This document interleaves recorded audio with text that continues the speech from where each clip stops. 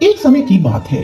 भोला नाम का एक पशुपालक ग्वाला अपनी पत्नी दुर्गा के साथ बीजापुर नामक गांव में रहता था। भोला बहुत ही सीधा था, किंतु उसकी पत्नी बहुत होशियार और चरित्रवान स्त्री थी। भोला रोज अपनी गायों को चराने के लिए पास के पहाड़ों पर ले जाता था और उसकी पत्नी गायों का दूध, दही और मक्खन बनाकर बेचती थी, जिससे उनका जीवन जैसे तैसे कट रहा था। भोला अपना सारा दिन जंगलों में बिताने के बाद शाम को उनके साथ घर लौट आता था। इसी तरह से उसकी दिनचर्या थी। फिर एक दिन की बात है। सुबह स्नान आदि कार्य करने के बाद भोला अपनी पत्नी से कहता है, भाग्यवान, आज शाम को मैं देरी से लौटूंगा, तुम अपना ध्यान रखना। उसकी पत्नी कहती है, जी मैंने आपके लिए भोजन का सारा प्रबंध कर दिया है। सुनिए जी, आप अपने साथ दोपहर का भोजन ले लो। भोला कहता है, अरे सुनो, तुम मुझे थोड़ी सी खीर दे दो जो तुमने कल रात मिट्टी के बर्तन में बनाई थी। दुर्गा ये सुनकर कहने लगी, अजी आप ये खीर किसे खिलाओगे, आप तो खीर खाते नहीं हो। भोला कहता है, अरे दुर्गा, रास्ते में भगवान शिव जी की एक मूर्ति है और बड़ा ही सुंदर शिवलिंग एक बिल्व वृक्ष के नीचे है। वहाँ कोई भी उन्हें कुछ नहीं चढ़ाता। आज सावन का सोमवार है तो मैंने सोचा कि क्यों ना आज उन्हें ताजी बनाई हुई खीर और दूध अर्पित किया जाए, उनको भी अच्छा लगेगा। अब हमारे पास और कुछ तो है नहीं, तो कम से कम हम दूध खीर तो चढ़ा ही सकते हैं ना। दुर्गा कहती है, लेकिन हमारी गायों का भी ख्याल रखना। मैंने सुना है वन में कई सारे हिंसक पशु हैं। इन दिनों आप ज्यादा ही आध्यात्मिक होते जा रहे हैं, कहीं उनसे ध्यान न हट जाए आपका। भोला ने कहा, हाँ जरूर ध्यान रखूंगा, तुम उनकी चिंता मत करो, भगवान शिव स्वयं हमारा सहारा है। भोला अपनी पत्नी से भोजन और एक मटके में दूध और खीर साथ लेकर घर से निकल पड़ा। रास्ते में वो उसी विशाल बरगद के पेड़ के नीचे भगवान शिव की मूर्ति के पास रुक गया, जैसा कि वो हर रोज करता आया था। उसने पहले भगवान की मूर्ति से प्रार्थना की और फिर उनसे बातें करने लगा और वहां मौजूद शिवलिंग पर उसने दूध चढ़ाया और कुछ बेल के पत्ते अर्पण किए। फिर वो उनसे अपनी दिनचर्या के बारे में बातें करने लगा और कहने लगा, हे भगवान, आपका बहुत बहुत धन्यवाद, आपकी ही कृपा से मेरा जीवन खुशहाल बीत रहा है। आज मैं आपके लिए अपने घर से खीर लाया हूँ। मैंने सुना है कि आपको गाय की दूध की खीर बहुत पसंद है। ये लीजिए, खाकर देखिए, मेरी पत्नी ने बड़ी प्रेम से बनाई है। इतना कहकर भोला ने मूर्ति के सामने खीर से भरा हुआ घड़ा रखा और फिर पहाड़ों में गायों को चराने के लिए निकल पड़ा। सूरज डूबने के बाद वो वापस आया और फिर आकर शिव जी की मूर्ति के पास रुक गया। तभी उसने देखा कि मिट्टी का वो घड़ा पूरा खाली था। उस खाली घड़े को देखकर वो आश्चर्यचकित हो गया। भगवान शिव ने उसकी भेंट स्वीकार कर ली। ये सोचकर वो मन ही मन बहुत प्रसन्न हो गया और कहने लगा, हे प्रभु, आप मेरी सारी बातें सुन लेते हैं। आज आपने मेरी भेंट भी स्वीकार कर ली, मैं तो धन्य हो गया। अगर आप स्वीकार करें तो मैं आपको प्रतिदिन खुशी से खीर अर्पण करूंगा और हाँ, गाय के शुद्ध दूध से बनी हुई खीर खिलाऊंगा। ये नजारा कैलाश पर बैठे भगवान शिव और माता पार्वती देख रहे थे। तभी माता पार्वती मुस्कुराती हैं और कहती हैं, हे प्रभु, आपका भक्त कितना भोला है, जो इस संसार की मोह माया से बिल्कुल विरक्त है। इसके पास कुछ भी नहीं है, फिर भी आपसे आपको मोह लेना चाहता है। भगवान शिव कहते हैं, हे देवी, आप सब कह रही हैं, समय आने पर मैं भोला की भक्ति की परीक्षा लूंगा। इसी तरह से एक सप्ताह निकल जाता है। फिर अगले सावन सोमवार के दिन भोला उसी मूर्ति के पास आता है और मन ही मन कहता है, हे प्रभु, आप मेरी सारी बातें सुनते हैं और मेरा भोग भी स्वीकार करते हैं, किंतु आप कुछ बोलते नहीं हैं। ठीक है, कोई बात नहीं, आपकी जैसी इच्छा। तभी भोला की भोली भक्ति और अत्यंत शुद्ध भाव से प्रसन्न होकर भगवान शिव उसे दर्शन देने के लिए साक्षात उसके समक्ष उसी मूर्ति में प्रकट हो गए और बोले, भोला, हमें तो खीर बहुत पसंद है, तो हम इसे स्वीकार क्यों नहीं करेंगे। भोला भगवान शंकर की आवाज सुनकर चौंक गया। उसे यकीन ही नहीं हुआ कि ये हकीकत है और साक्षात भगवान शिव की मूर्ति बात कर रही है।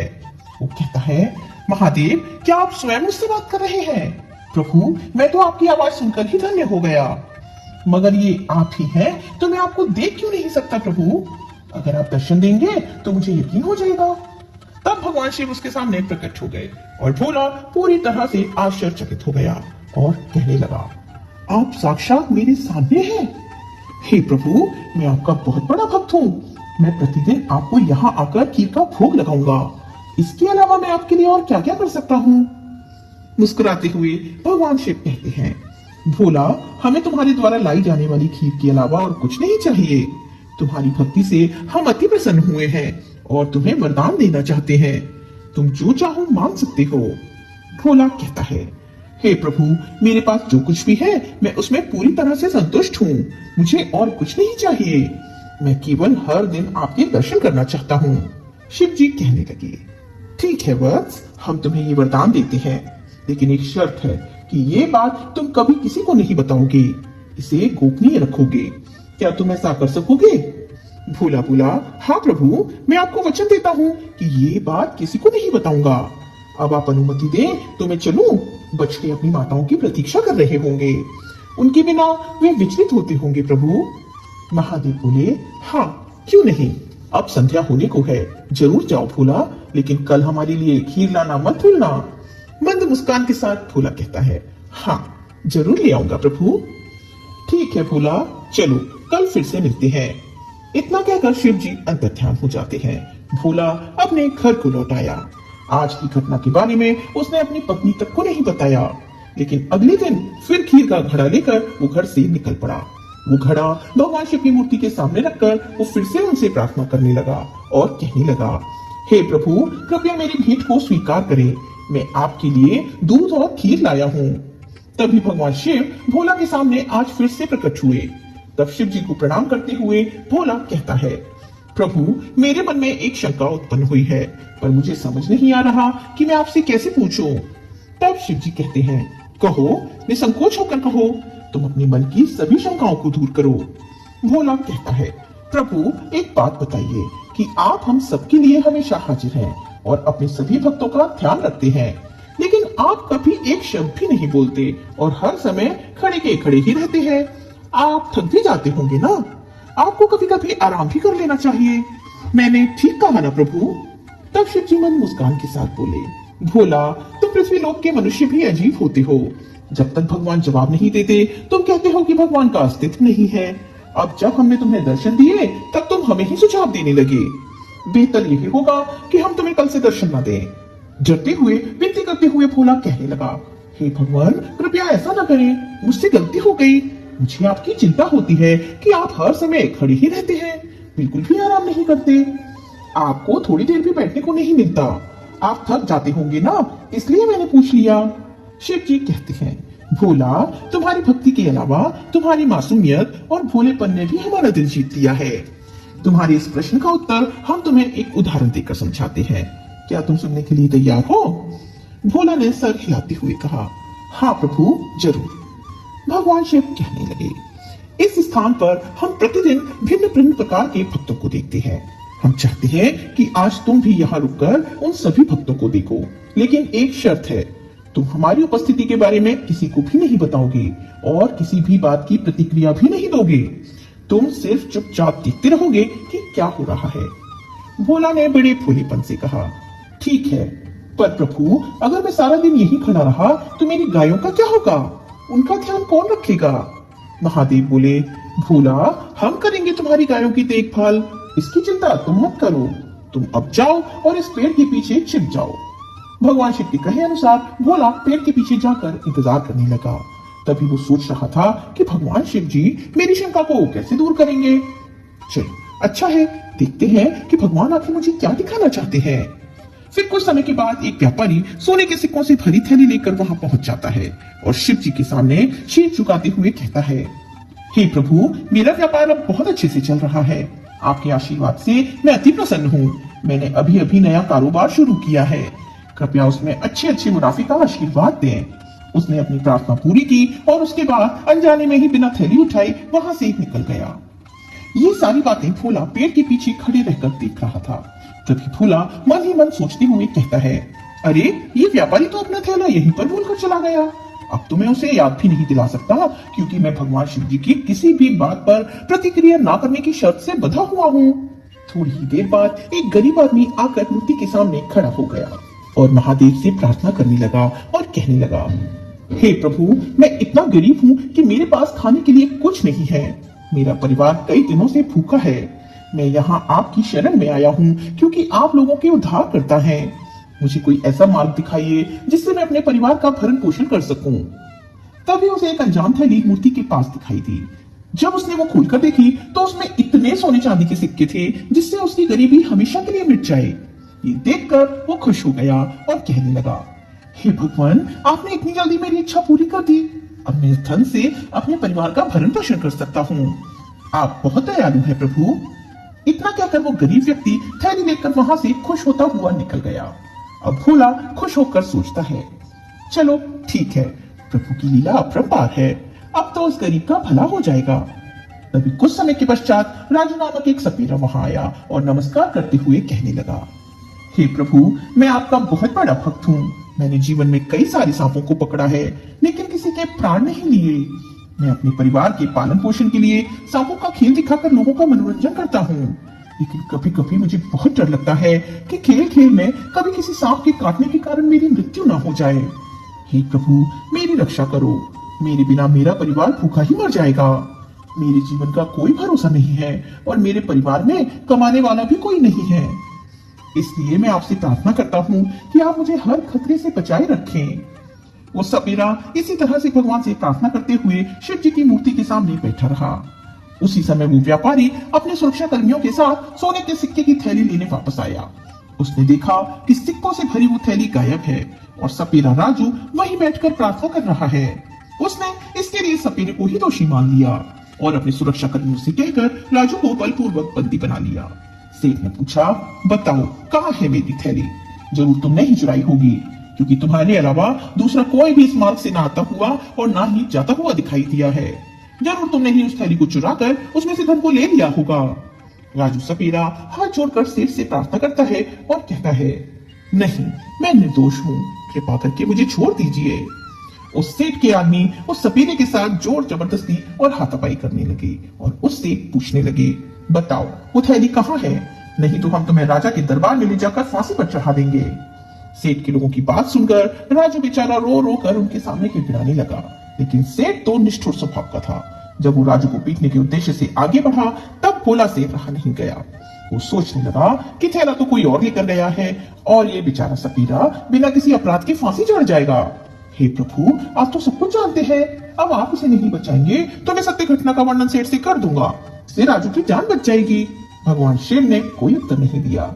ये देखकर भोला ने भगवान शिव से किया हुआ वचन तोड़ दिया और उनके सामने आकर उन लोगों से सारी सच्चाई बयान कर दी और कहने लगा, सेठ जी, कृपया आप इस सपेरे को छोड़ दीजिए, इसने कोई थैला नहीं लिया है, ये निर्दोष है।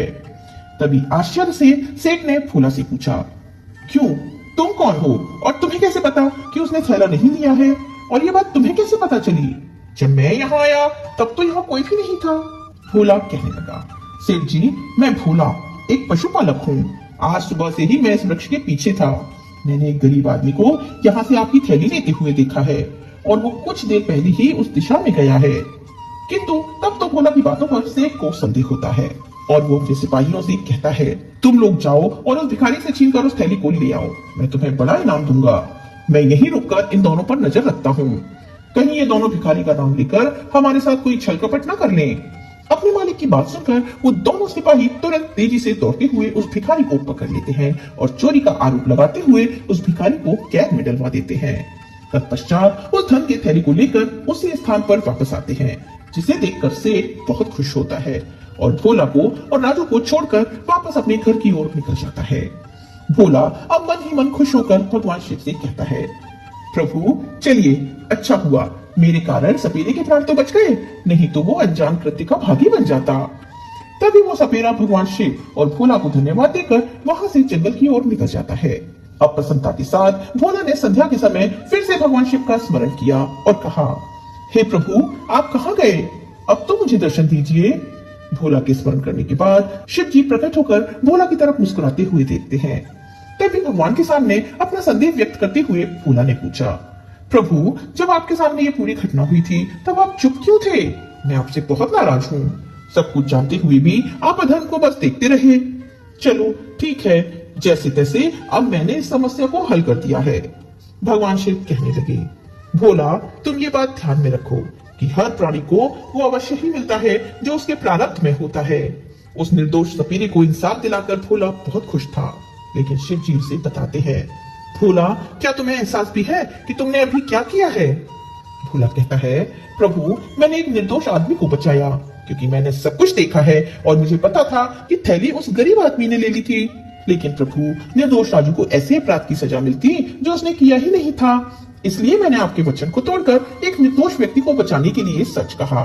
भगवान शिव कहते हैं, भोला, तुम्हें लगता है कि तुमने राजू को बचाया, लेकिन वास्तव में तुम ही उसकी मृत्यु का कारण बन गए हो। जानते हो कैसे? भोला ये सुनकर कहता है, हे भगवान, मैं उसकी मौत के लिए कैसे जिम्मेदार हूँ? आप क्या कह रहे हैं? मुझे समझ में नहीं आया प्रभु। भगवान शिव ने कहा, भोला, हम जो भी कर्म करते हैं वे सभी एक दूसरे से जुड़े होते हैं। हमें सिर्फ अपने कर्म को करते रहना चाहिए, लेकिन जो हो रहा है उसके विपरीत प्रतिक्रिया देने की कोशिश कभी नहीं करनी चाहिए, क्योंकि इससे आपदा ही आएगी। इसलिए मैंने तुम्हें केवल एक दर्शक बने रहने के लिए कहा था और किसी भी चीज का जवाब नहीं देने के लिए कहा था। तब आश्चर्यचकित होकर भोला कहता है, लेकिन भगवान, मुझे इसमें अपनी गलती समझ में नहीं आई, कृपया मेरा मार्गदर्शन करें। भगवान शिव ने कहा, ठीक है भोला, तो ध्यान से सुनो, बताता हूँ। सबसे पहली बात यह है कि राजू का कुछ समय पहले ही निधन हो गया है। यह सुनकर भोला चौंक कर बोला, क्या राजू की मृत्यु हो गई? पर कैसे? भगवान शिव ने कहा, हाँ, ये तुम्हारी गलती के कारण ही हुआ है। अगर तुमने उस सपेरे को राजा की कैद में जाने दिया होता तो वो सांप को पकड़ने नहीं जाता और अपनी मृत्यु से शायद बच जाता। और वही दूसरी ओर वो भिखारी जो धन के थैले को लेकर जा रहा था, वो खुशी खुशी उस धन को अपने परिवार पर खर्च कर देता और उसकी गरीबी का अंत हो जाता। लेकिन अब उसे राजा के सैनिकों ने कैद कर दिया है और उसका परिवार भूख से मर जाएगा। और जिस सेठ की तुमने मदद की थी उसका धन भी चोरों ने लूट लिया है, क्योंकि उसने हमेशा लोगों को ठगकर धन कमाया था। अपने व्यापार में मुनाफा पाने के लिए उसने कई लोगों के साथ धोखाधड़ी की थी। अगर तुम उस धन के बारे में ना बताते तो शायद उसके धन का सदुपयोग हो जाता और इस कारण सेठ का अहंकार भी टूट जाता। ये सब इसलिए हुआ क्योंकि तुमने मेरी बात न मानकर उसे सब कुछ बता दिया। भोला बोला, हे प्रभु, लेकिन मैंने ये सब राजू पर होने वाले अन्याय को रोकने और सेठ की मदद करने के लिए किया था। मैं इन सब बातों से बिल्कुल अनजान था। भगवान शिव कहने लगे, भोला, जरा सोचो, अगर तुम चुप और शांत रहते तो राजू की कैद में जाने से उसकी मृत्यु टल जाती। उस गरीब व्यक्ति को धन मिलने से उसका परिवार सुखी हो जाता और सेठ जी का जो नुकसान होने वाला था वो तो वैसे भी हो चुका है। उस गरीब की जगह पर चोरों ने धन को छीन लिया है। तब दुखी मन से भोला शांत होकर भगवान शिव को प्रणाम करते हुए कहता है, हे प्रभु, मुझे क्षमा करें, मुझसे बड़ी भूल हो गई है। आपने जो कहा वो बिल्कुल सत्य है। मैं आपके उद्देश्य से बिल्कुल अनजान था। आप तो सभी के प्रभु हैं, सबके कर्मों का हिसाब रखते हैं, लेकिन फिर भी आप शांत रहे। भगवान शिव ने कहा, भोला, प्राणियों की नियति में जो लिखा होता है वैसे ही होता है। भोला हाथ जोड़कर कहता है, प्रभु, आप ही हैं जो हमारे भाग्य का फैसला करते हैं, लेकिन मैं आपकी मंशा को नहीं समझ सका। कृपया मुझे क्षमा कर दे प्रभु, मुझसे बहुत बड़ी गलती हुई है। शिव जी कहते हैं, इसमें गलती तुम्हारी नहीं है भोला, ये सब भी होना तो पहले से ही तय था। तुम तो बस इस नाटक के एक पात्र हो। मनुष्य के भाग्य का लिखा कभी नहीं बदला जा सकता है। जो भाग्य में लिखा है नियति उसे घुमा फिराकर वापस वही ले आती है। इसलिए किसी भी मनुष्य को अपने बीते हुए अतीत को याद करके ना ही रोना चाहिए और ना ही अपने भविष्य के बारे में अत्यधिक चिंता करनी चाहिए। उसे अपने वर्तमान समय को हर पल सुखपूर्वक आनंदमय व्यतीत करना चाहिए। इसलिए अब तुम परिणाम के बारे में मत सोचो, तुम सिर्फ अपना कर्तव्य करो और उसका फल भगवान के हाथों में छोड़ दो। इतना कहकर शिव जी अंतर ध्यान हो गए और भोला अपना मिट्टी का घड़ा लेकर वापस अपने घर लौट आया। समय के साथ साथ वो इस घटना को भूलकर अपना नित्य कर्म करने लगा। दोस्तों, आपको ये कथा कैसी लगी कमेंट करके अवश्य बताएं। उम्मीद है आपको ये कथा अच्छी लगी होगी। वीडियो को लाइक जरूर करें और कमेंट में हर हर महादेव लिखने के साथ ही चैनल को सब्सक्राइब करें। धन्यवाद।